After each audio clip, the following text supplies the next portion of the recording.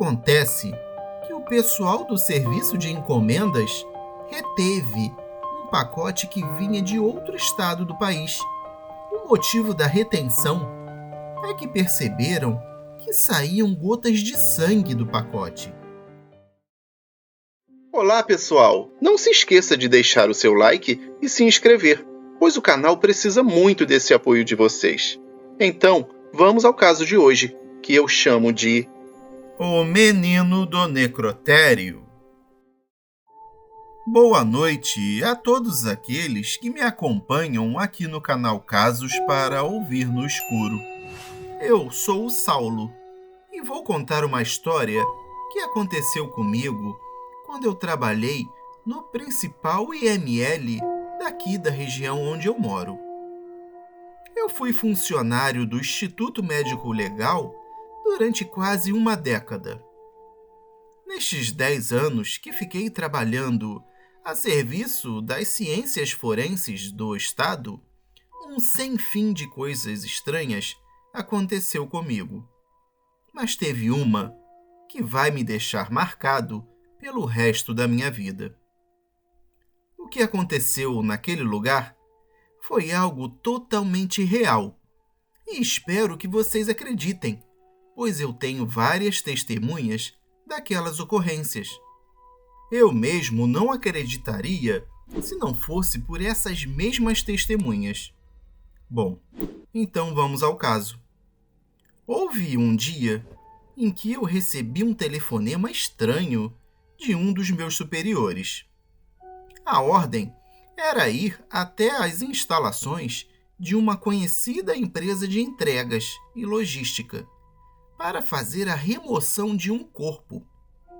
A princípio, pensei que tinham matado uma pessoa dentro da empresa, mas a verdade é que era algo muito mais arrepiante.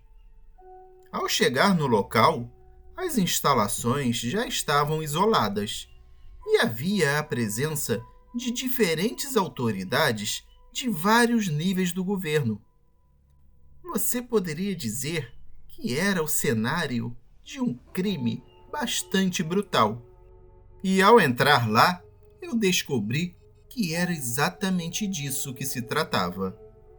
Acontece que o pessoal do serviço de encomendas reteve um pacote que vinha de outro estado do país e se destinava àquela cidade em que nós nos encontrávamos.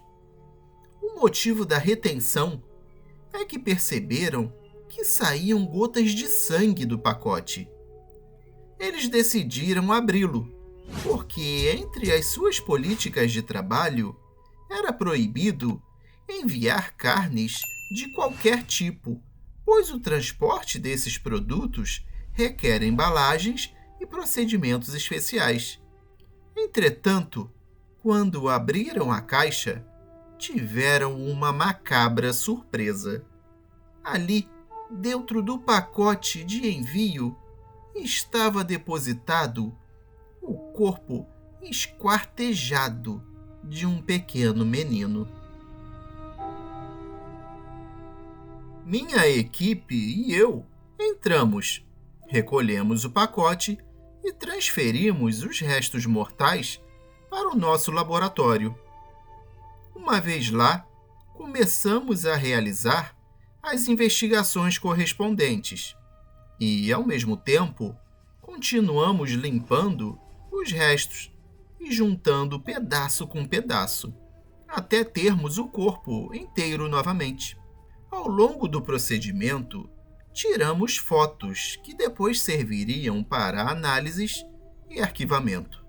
Assim que terminamos o procedimento, confirmamos que era uma criança do sexo masculino de aproximadamente 6 anos. Este foi um dos casos mais tristes em que eu trabalhei. A verdade é que eu fiquei muito angustiado e eu não conseguia parar de pensar em que tipo de monstro é capaz de fazer uma coisa dessas. Que pessoa horrível é aquela que se atreveu a tratar dessa maneira uma pobre e inocente criança. O corpo tinha marcas evidentes de maus tratos e tortura, e de ter sido morto sem nenhuma compaixão. Entre tantos casos e histórias que tivemos no necrotério, aprendemos que você pode conversar com os cadáveres enquanto realiza o seu trabalho. Geralmente, quando você fala com eles carinhosamente, parece que eles cooperam para finalizar o processo mais depressa e assim serem entregues aos seus familiares mais rapidamente. E neste caso, não foi diferente. Enquanto eu cuidava daquele pequeno corpinho, eu disse-lhe que estava tudo bem agora, que seu sofrimento tinha acabado e que agora ele estava descansando. Também disse a ele para não se preocupar e que logo ele estaria com seus entes queridos e aqueles que o amavam. Terminamos todo o procedimento e colocamos o corpo em uma das geladeiras do necrotério, esperando que fosse identificado e reclamado por seus familiares. Alguns minutos depois, a Marta, uma das minhas colegas, me chamou. Quando eu me aproximei, ela me fez notar um pequeno, mas claro detalhe nas fotos que havíamos tirado. Acontece que nas primeiras fotos, o rosto do menino mostrava uma expressão clara de dor e medo.